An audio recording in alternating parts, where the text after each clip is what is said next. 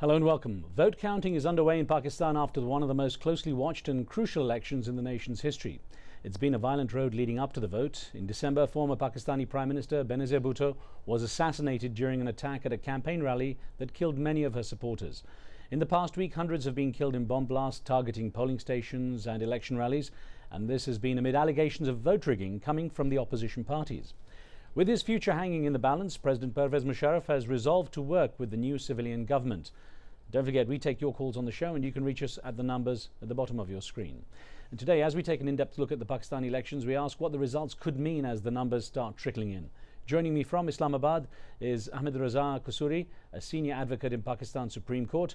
He was a leading petitioner in the case against former Prime Minister Zulfikar Ali Bhutto, who was eventually executed. In 2007, Mr. Kasuri joined the Musharraf government's controversial prosecution of Chief Justice Iftikhar Chowdhury. In Washington, D.C., we're joined by Pakistani journalist Khalid Hassan. He's served as press secretary to the late Zulfikar Ali Bhutto and spent several years in Pakistan's foreign service. But before we get to these two guests, let's go directly to Islamabad and Al Jazeera's Sohail Rahman for an update on how the day's events have unfolded. So what have been the highlights so far? Well, Riz, I think the highlight so far would be, regardless of all of the complaints and accusations about this election from various political parties, that the elections have actually occurred. The 8th general election of Pakistan in 2008 is well and truly over, and those votes now are being counted and the results are trickling in. I think authorities here perhaps would say that they are relieved that there hasn't been any major disasters or attacks, things that they were very concerned about. We have seen violence in some form across the country. There have been bomb blasts, there have been shootings and killings of candidates, ballot papers and boxes have been stolen or gone missing. But those things will be addressed as time goes on. But in terms of any sort of major attack on the public or polling stations, that certainly has not happened, and I think the authorities here are hoping that that won't happen in the future. So that is really the highlight so far. Has there been any word from the international observers that was sent on how this election has been conducted as far as it being free and fair?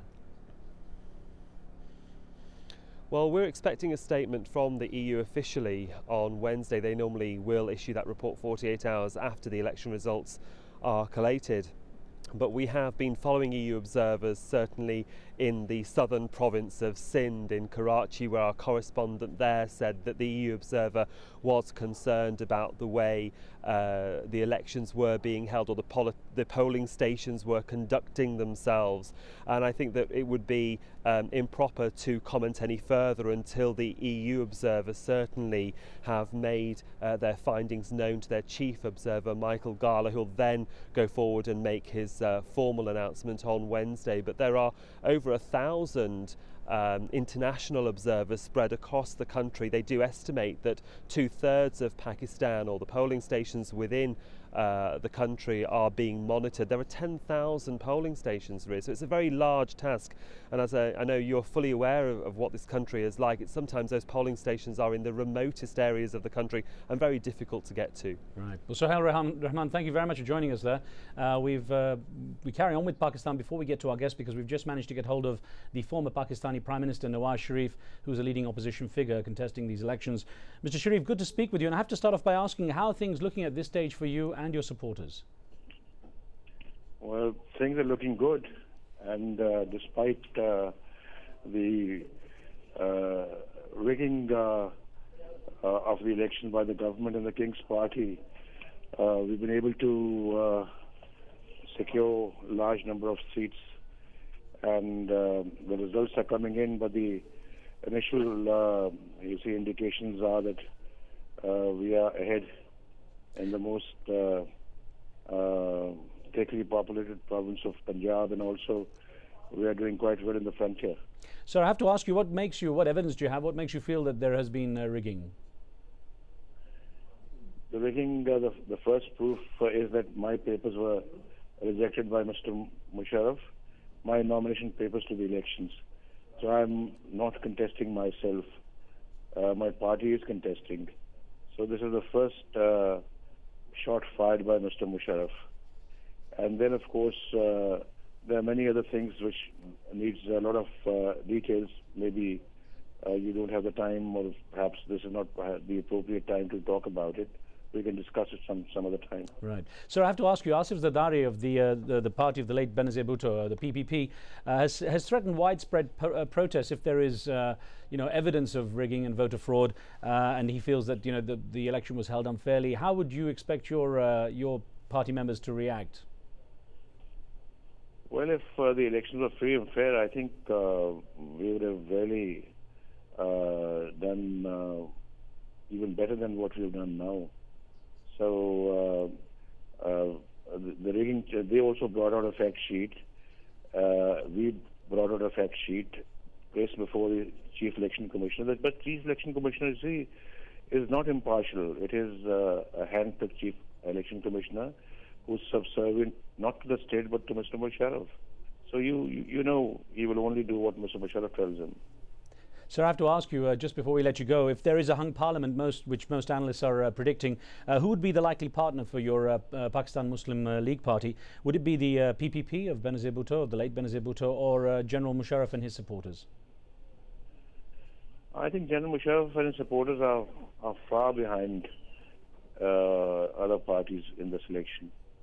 And I don't think they are certainly in a position to form a government. So I think they have lost the game, perhaps, what appears from the initial results.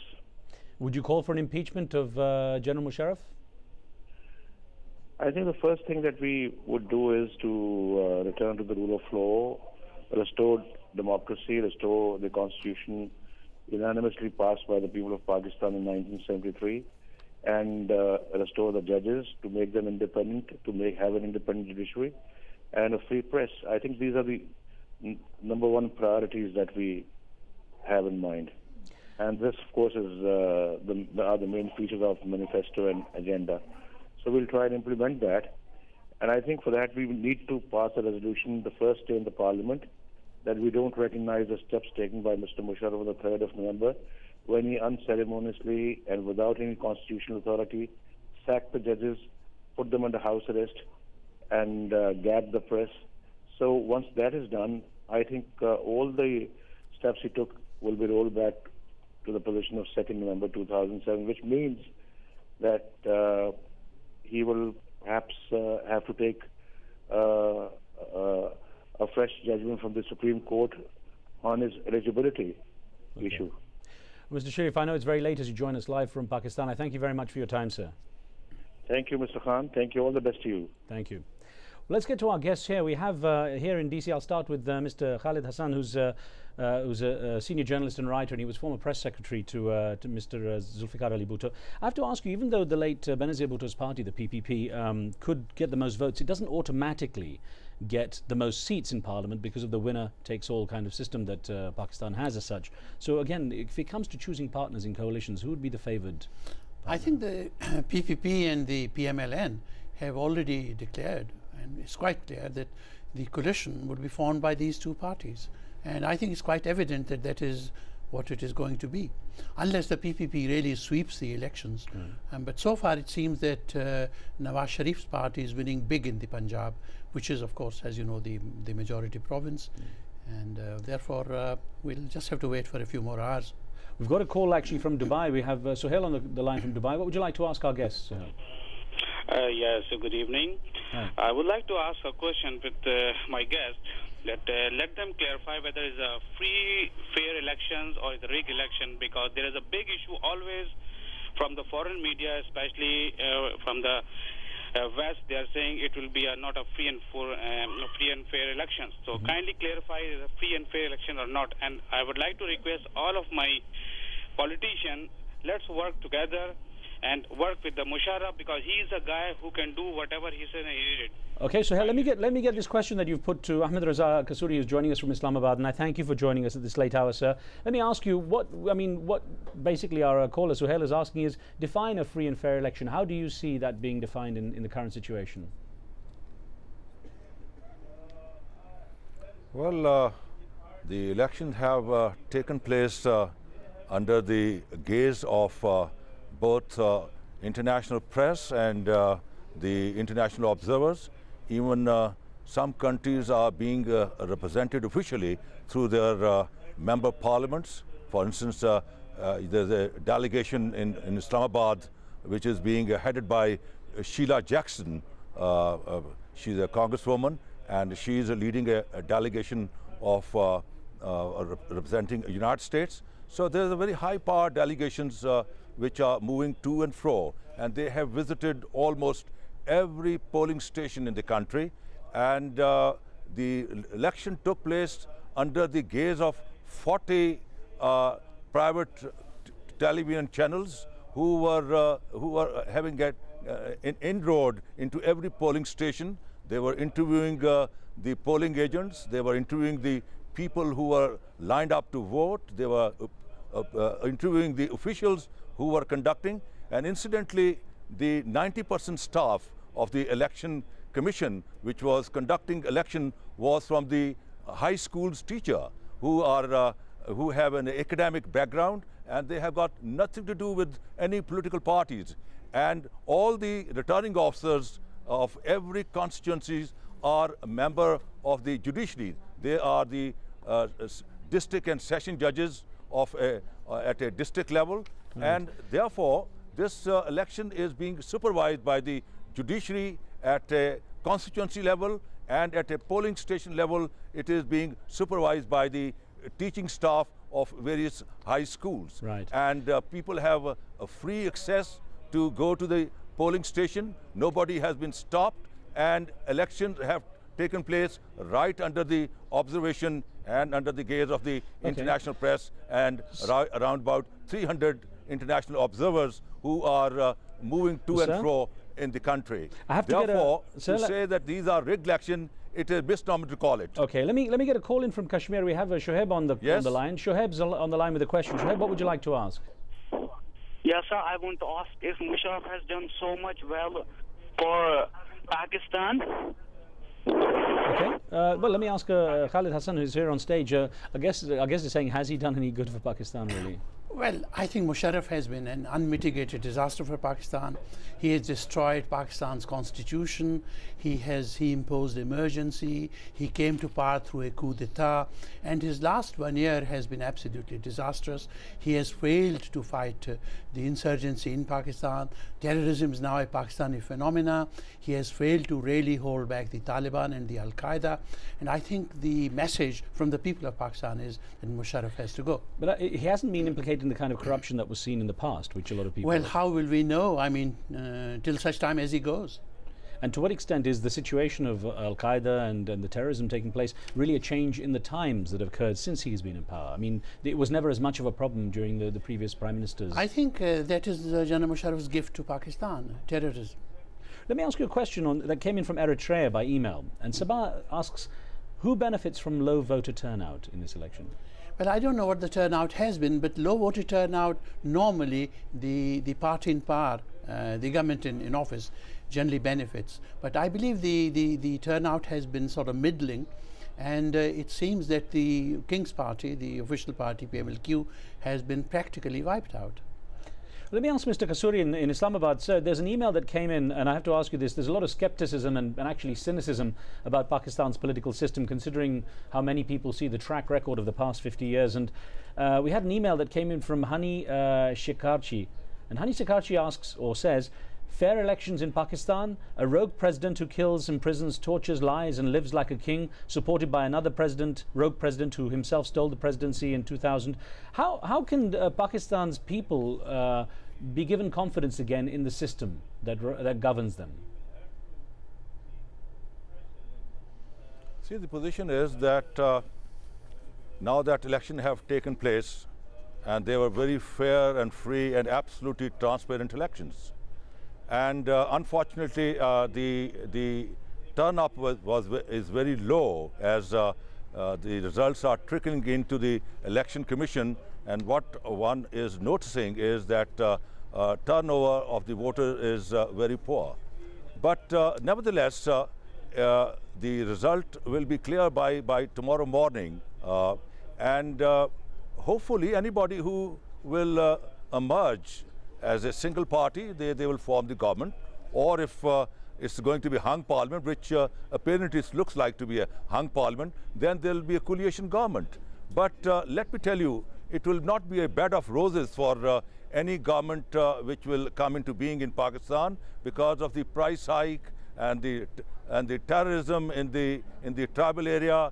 The Afghanistan is destabilized, Iraq is destabilized. Pakistan is only a tip of stability in the region, and the ship of the state would be tossing on the high sea of instability unless it reaches the shores of hopes. And shores of hopes you can only reach if you deliver goods to the people of Pakistan. If the next government is unable to deliver goods and only thrive on the political slogan, I'm sure that the people of Pakistan will come on the streets very soon than many people would expect. And as I said, to run the affairs of the country at this critical juncture is not a bed of roses, but it's a bed of thorn. And it requires a very dynamic kind of a leadership which can steer Pakistan, ship of state, to the shores of hope. Well, let me ask Mr. Hassan, when it comes to the USA, which obviously they sent a couple of high-level observers there as well, how important is what happens in Pakistan right now to the US? How closely are they watching it? Of course,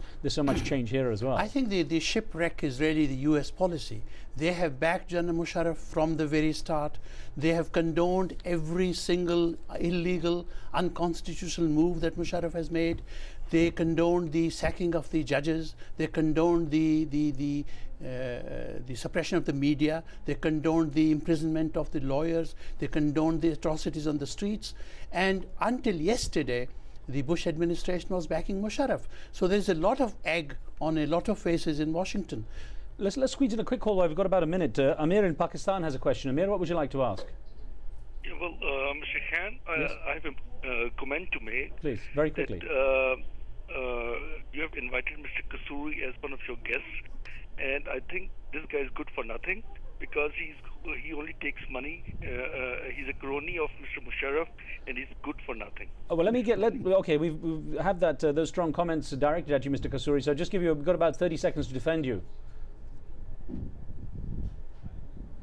Well, he doesn't know that I'm one of the founding fathers of Pakistan Constitution. I was the one when the Pakistan was being truncated way back in 1971. I was the only member of the parliament who, on the call of my conscience, went to Dhaka when Bhutto said, whosoever would go to Dhaka, he would be going on a single fare, and whosoever would be going to Dhaka, his legs would be broken. I was the only voice of conscience who went to Dhaka and supported that power should be handed over to Sheikh Mujibur Rahman. Mr. Kasuri, this man doesn't know and doesn't have any perception about Pakistan politics. Okay, sir, I'm sorry to interrupt you there. We're run out of time here, but I have to thank you and Mr. Hassan for joining us. Thank you very much. Thank you, sir. Bye-bye. And thank you for being with us. Don't forget now, if you have any thoughts, you can send us emails to riz@aljazeera.net. We'll see you next time, but Street Talk is coming up next.